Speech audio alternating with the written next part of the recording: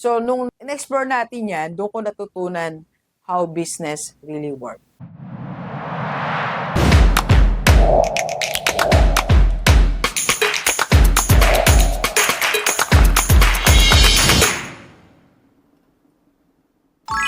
Eight reasons bakit kailangan magsimula ka sa different streams of income kung gusto mong yumaman. Yes, kailangan mong magsimula sa different sources of income. Sabi ng iba, mag-focus ka sa isa. Pero kung hindi ka pa mayaman, payaman pa lang tayo, kailangan meron tayong different sources of income. For these reasons, first reason, you can hit six-figure income. Sa mga wala pang negosyo at meron kang ordinary career, it's impossible to have six-figure income nang hindi ka nagkakaroon ng different sources of income.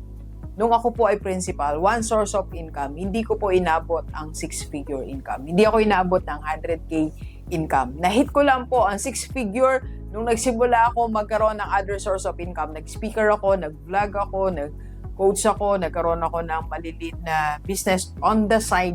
Nung ko lang po natamo yung pangarap kong six-figure income.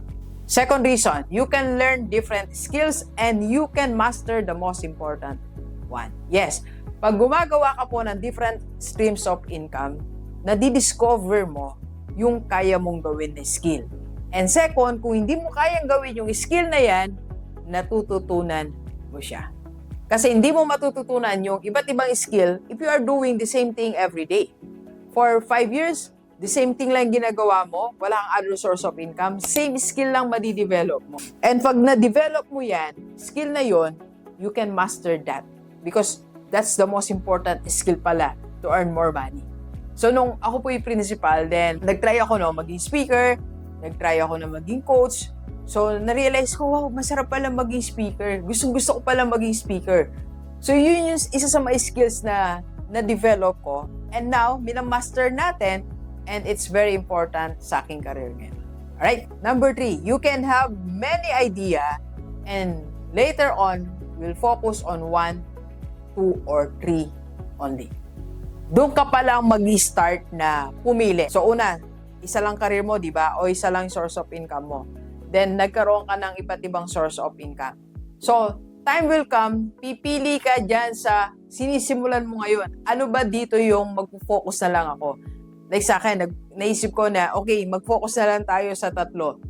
So, sa financial industry natin, yung IMG natin and Kaiser, mag-IMG ka na po and mag-Kaiser. PM lang sa personal FB nito, kan po ang personal FB. Ang Kaiser 3-in-1 po yan, may healthcare, life protection, investment. Then second, nag-vlog. And third, as a speaker. So yan na lang yung focus natin. Inalis na natin yung iba't ibang source of income natin na alam ko, it's not working, it's not my passion, hindi ko siya talaga gusto, hindi ko siya talaga naiintindihan, tinigil natin. And number 4 is, you can have passive income. Pag nag-focus ka sa 5, 6 na sources of income and madidevelop mo isa sa mga yan, sabihin magkakaroon ng system na kusang gagalaw, that will be your passive income. For example, ngayon sa amin, dahil medyo tayo ng konti, nag-focus tayo sa seminar sa mga different schools, pero ongoing pa rin naman IMG natin. Nagdi-devote pa rin tayong 2 times a week na time natin. And, it gives me passive income. So, ganun din po sa atin. Pag naka-discover ka, nag-start ka sa 5, inaayos mo ang sistema, yung isa dyan, magiging passive income mo. Number 5, you can explore the world of business. Doon mo marirealize na, ay, pwede pala to. Ay, matututunan ko pala to. Ay, ganito pala. Sa dami din po ng ginawa ko, pinasok ko, doon ko natutunan yung, ito pala ang business. Ito pala talaga yung ibig sabihin ng business. Kasi nag-try tayo mag-business ng junk shop, ng software, ng beauty products, RTW, yes, kape, manok. So yan, mga na-experience natin yan. So, nung in-explore natin yan, doon ko natutunan how business really work. Okay, next, you can have tool to do the business that you really want. Pag nagkaroon ka ng iba't ibang source of income, syempre kikita ka. Magkakaroon ka na ngayon ng tool or money para magawa mo na yung gusto mo. Okay? Yung business na gusto mo. So, parang kay Rockstar. So, nagawa na natin yung gusto na natin ngayon, nakafocus na tayo. Ito na talaga yung gusto ko, magsalita na magsalita, mag-seminar sa mga school owners, mag-seminar sa mga business owners, and ito, mag-vlog para sa inyo. So, yan ang gusto ni Doc. Napipinas na yan ang business natin.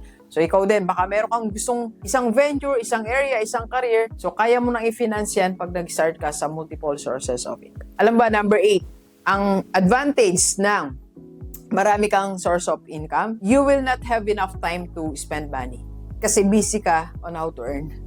Pag kasi isang source lang ng income mo ang gumagalaw, marami kang bakanting oras, di ba? Bakante ka ng Sabado, bakante ka ng alas 6, bakante ka ng alas 7, alas 8, alas 9. So, ang dami mong free time. Anong gagawin mo sa free time mo? You will spend money. Pero kung busy ka, makakatipid ka. Alright? Another reason is, so pag marami kang sources of income, alam mo, napakadami mong namimit na iba't ibang klase ng tao. You will learn from many people. Ang dami mong matututunan. Kasi pag isa lang yung kausap mo, isang linya lang yan, isa lang ginagawa mo, you will be dealing with the same type of people for how many years. Pero pag marami kang ginagawa, ang dami mong namimit na tao. At bawal isang tao, kakaroon ka ng learnings, may natututunan ka. And next, pag marami kang sources of income, you can start now building your basic financial foundation. Kasi marami ng cash flow na pumapasok sa'yo, nakakapaglagay ka na sa emergency fund mo, nakakaipon ka na for your future, nakakabayad ka na ng utang mo, yung financial foundation mo, tumatatag na kasi marami ka ng source of income. And last po, pag marami tayong source of income, mas nagiging matured ka. The way you think, the way you handle problems, emotions mo, nakokontrol mo. Unlike kung isang source of income mo, sabi ko nga, hindi tayo masyadong busy, ang dami nating time para magalit. Pero busy ka, ang dami mong problems na na-encounter, na-handle mo yan, nasasanay ang brain mo. Ang dami mong na-encounter na mga situations, challenges, pero kinakaya mo, nagiging matured ka na. Alright? G-Livers, so again, payo ni Rockstar, habang di pa tayo yumaman, mag-start tayo at least 5 sources of income para tayo yumaman. Let's go. Kape po tayo.